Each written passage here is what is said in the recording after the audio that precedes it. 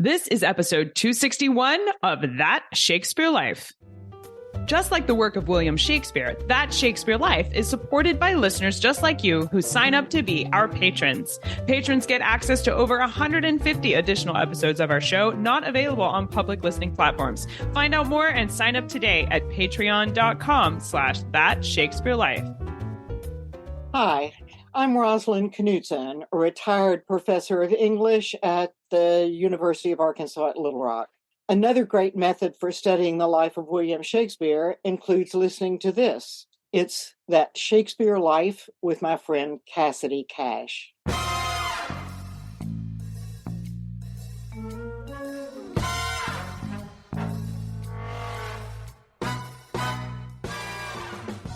But the object of the game in Laugh and Lie Down is to collect pairs of cards that go together. So you have 8 cards each, and there are 12 face up on the table. And at each turn, you can play a card and capture either 1 or 3 cards of the same rank. Welcome to That Shakespeare Life with Cassidy Cash. Cassidy believes that if you desire to successfully learn or perform Shakespeare's plays, then understanding the real life and history of William Shakespeare himself is a must. That Shakespeare Life is the podcast that helps you go beyond the curtain of some of Shakespeare's most iconic works and explore the world of early modern England as Shakespeare would have lived it, learning from the writers, historians, and performers who know it best. And now, here's Cassidy.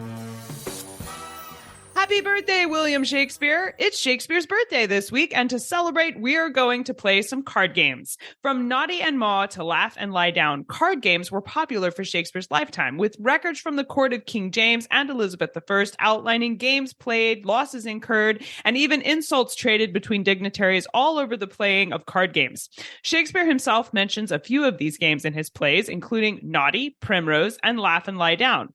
When it comes to early modern card games, no one knows more about the games, their history, and how to play them than the internationally renowned game expert, David Parlett. If you're an experienced Shakespeare patron on Patreon with That Shakespeare Life, or you follow us on YouTube for the Experience Shakespeare series we did, then you will have played some of these early modern card games along with us and be familiar with David's name, having seen and heard me mention his work as we relied on his research to put together those activity episodes. I'm very honored and quite delighted to welcome David to the show today to share some of the history of card games, how they were played, and their place in society for the life of William Shakespeare. David Parlett spent years as a teacher before becoming a freelance writer for Games and Puzzles magazine from 1974 to 1980. He is the author of the book A History of Card Games, as well as the Oxford Guide to Card Games and the Oxford History of Board Games, among several others.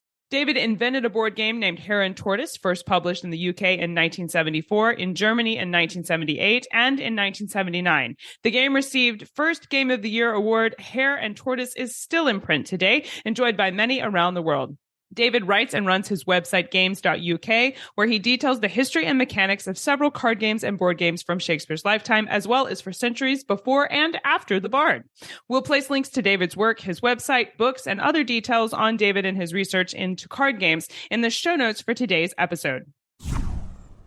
Hello, David. Welcome to That Shakespeare Life. I am delighted to welcome you here today as one of the coolest people I think I know of. It's just a joy to talk with you. So thank you for being here.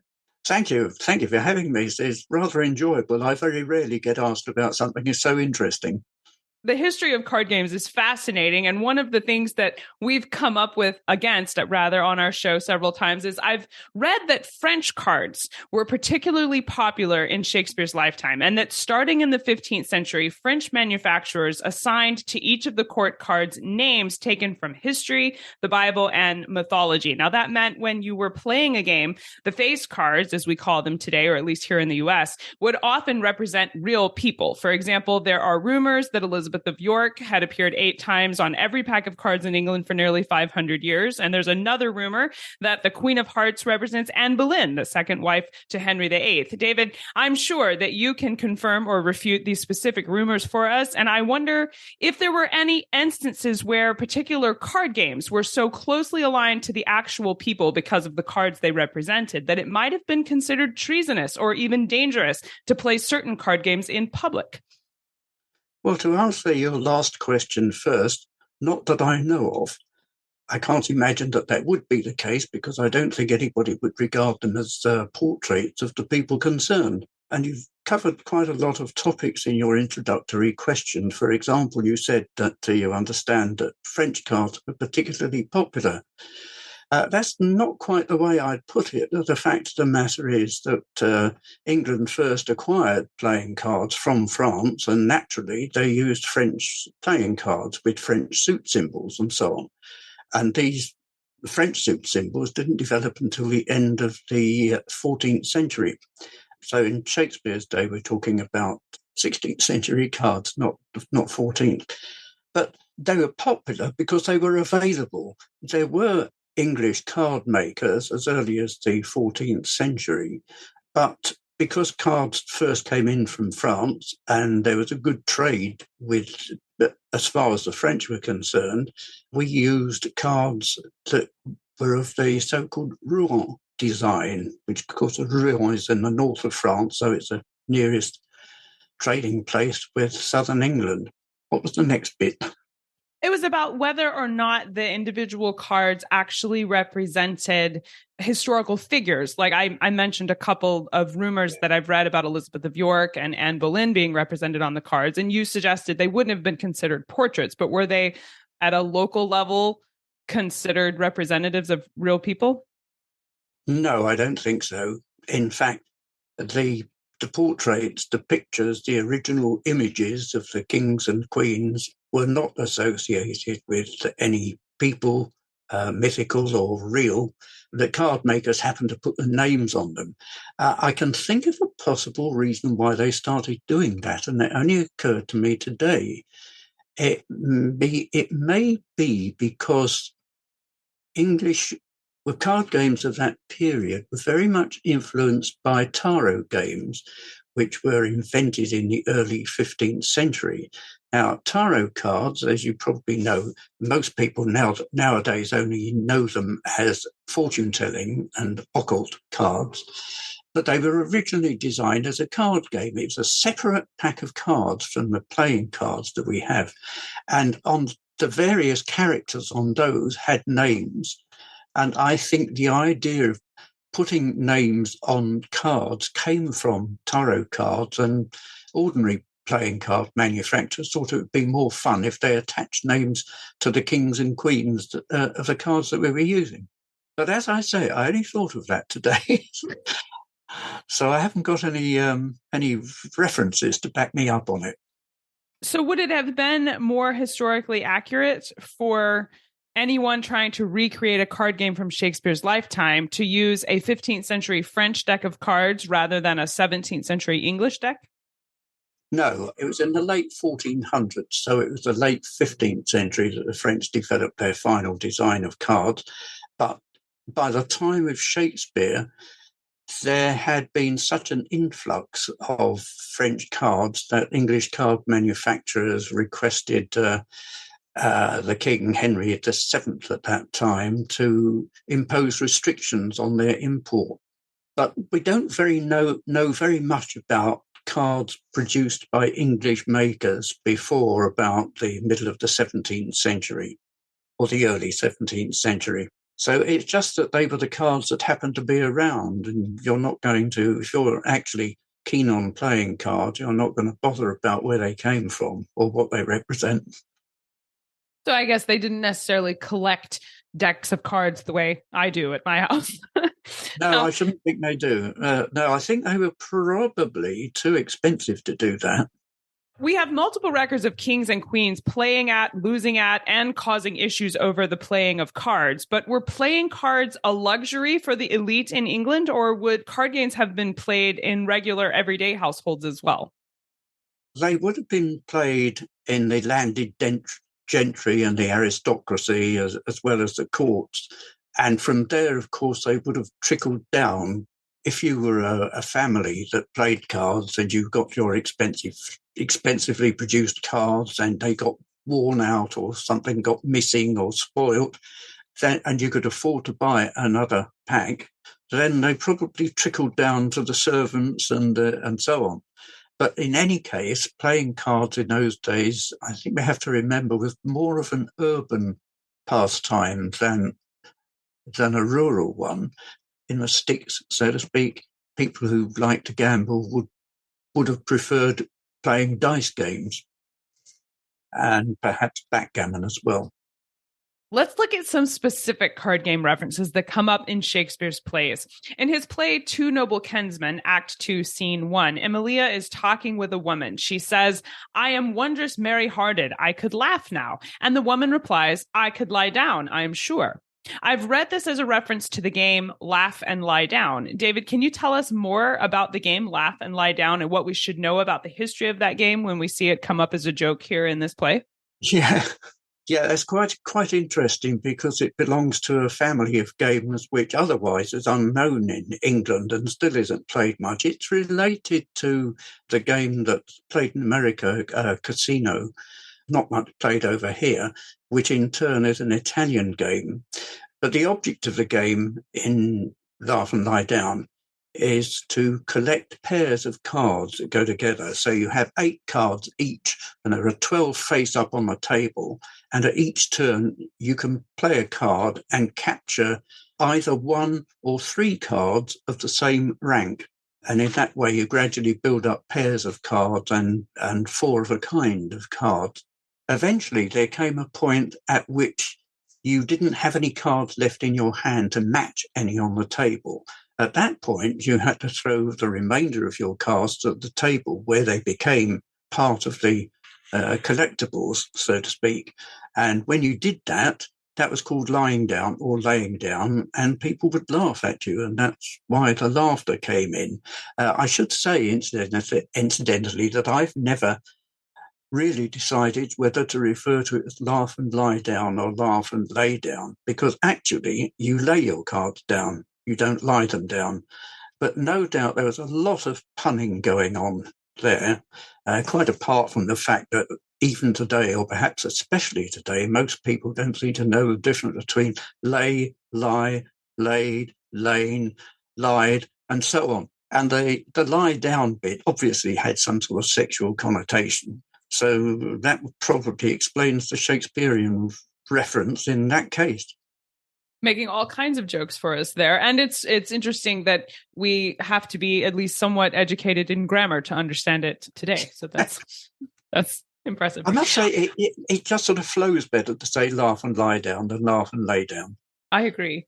Now, on his website, David outlines the game of Naughty, referencing a 1610 publication by J. Day as saying, quote, "By playing too much at Primrose and Naughty, he lost time and his money too."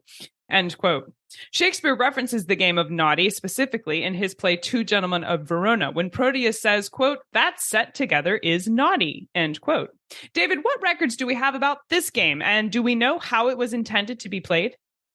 The best descriptions of Noddy come from the later century, in the later 17th century, and one of them is particularly good. There was a character, an antiquarian called Francis Willoughby, who in 1665 or thereabouts was writing a book on card games, chiefly for his own amusement. It didn't actually get published until the early part of this century. But Noddy is the forerunner of cribbage. It's basically cribbage without the crib. And if you play cribbage, you'll know what that means. It's called Noddy because the central character was called Knave Noddy. If at the start of the game you turn up the knave, or the jack as we now call it, then it was called Knave Noddy, and it gave you extra points when you played it or when you had it in your hand. But it basically is like cribbage, and anybody who plays crib will know how it goes. It's just that Noddy had a few more refinements and extra bits and pieces in it. For example, when you're in crib, when you're playing up to 31, you score for when you make 15 and when you make 31. But in Noddy, you also scored for when you made up 25. So, yeah, that's it. And in fact, cribbage developed from Noddy by a simple process of somebody coming up with the idea of adding the crib. That's to say, each player throws out 2 cards, and then the value of the cards in the crib or box goes to the dealer. it's said that the game of cribbage was invented by Sir John Suckling, who was a courtier at the court of Charles I. We had a lot of fun with the game of Naughty here on That Shakespeare Life. We got together a video where we played the game and tried as best we could to follow some of the Francis Willoughby's publication included of how to learn how to play it. So we have that video available on our YouTube channel, as well as a full guide that you can print on our Patreon page if you're a patron of our show. We'll put links to those in the show notes so you can play this game as well. While not mentioned in Shakespeare's plays, I believe the game of Maw, M-A-W, was popular during Shakespeare's lifetime. At least it was popular at the court of King James I, with the rules for Maw being outlined inside the Groom Porter's Laws, which appear in ancient ballads and broadsides published in England in the 16th century. David, how was this game intended to be played? And was it brought to England from Scotland by Mary, Queen of Scots, James I's mom? I've never read anything to that effect, but it wouldn't surprise me. In fact, Maw, or its equivalent, was the more or less the national card game of Ireland, and it actually developed from a Spanish game, which we call Hombre, or it used to be pronounced Omber or Umber, and is referenced. There's a lovely passage in Alexander Pope and the Rape of the Lock about the play of Umber or Omber. But it's a very, very peculiar game if you're not used to that sort of thing. It's a trick-taking game, so you start by thinking of bridge and whist and things like that. But it had several oddities in it, chiefly that in two of the suits ranked upside down, so the lowest card was the highest in value for capturing. So that was something you had to get used to. And it's still played that way. Actually, the direct descendant of that is the game of 25, which is still regarded as the national card game of Ireland. Is it any relation to the game of gin or gin rummy? No. Oh, so different kind of trick taking. Rummy games are definitely 19th century and onwards. Altogether. Okay. In the book Court and Character of the King from 1603, the king's chief card holder is recorded as saying, quote, "His Majesty appears to have played at cards just as he played with affairs of state, in an indolent manner, requiring in both cases someone to hold his cards, if not to prompt him what to play," end quote. David, the insult to King James aside here, was it common when playing cards to employ someone as your card holder, or did this position of chief card holder exist only for James I? I would imagine that it existed only for James I, and that it would happen because he was a great believer in the divine right of kings, which was not to do anything yourself that somebody else could do for you. Or maybe, like the groom porter, it was a paid job, in which case people would be glad to do it. I know we would love to explore the history of early modern card games, especially card games from Shakespeare's lifetime further. And David Parlett's website is an absolute gem of a place to begin, along with several of his books. But David, as probably the world's best expert in early modern card games here, what would you suggest we start with? If we've never explored this topic before, what are some reliable places to begin? That's very difficult. I mean, one thing I would say is don't begin on the internet because there's an awful lot of fake stuff out there. When I was researching, I spent a couple of decades researching history of cards and card games before my history of card games was first published. And this was in the days before the internet, and I had to do all my research from books in several different languages. Fortunately, I was a French teacher, so that was a great help. There is one book which is worth trying to get hold of, though it's quite difficult, and that's a book by the late Professor Sir Michael Dummett, who was a very highly regarded philosopher at Oxford University, but he was also absolutely fascinated by tarot cards, and he wrote a history of tarot cards. And that is a vast book. And before he actually gets around to the tarot cards themselves, he spends a couple of quite lengthy chapters recording everything that he's already discovered about the history of card games. So that was my starting point. And if you can get that, it's well worth doing. It's called The Game of Tarot, and it was published in London in 1981. Then again, if you read French, it's very worthwhile reading anything by a French writer and researcher called Thierry de Paulis, who's written, for example, an excellent history of bridge, and he's one of the leading experts in the history of card games. But perhaps the best thing to do would be to join the International Playing Card Society, because that publishes a journal which frequently includes descriptions of card games. It's true that they're very often local and regional card games from all over Europe or other parts of the world, but these in themselves have a long history, and nobody would write about one of these without saying where it came from, when it started, and so on. So that's the best thing to do.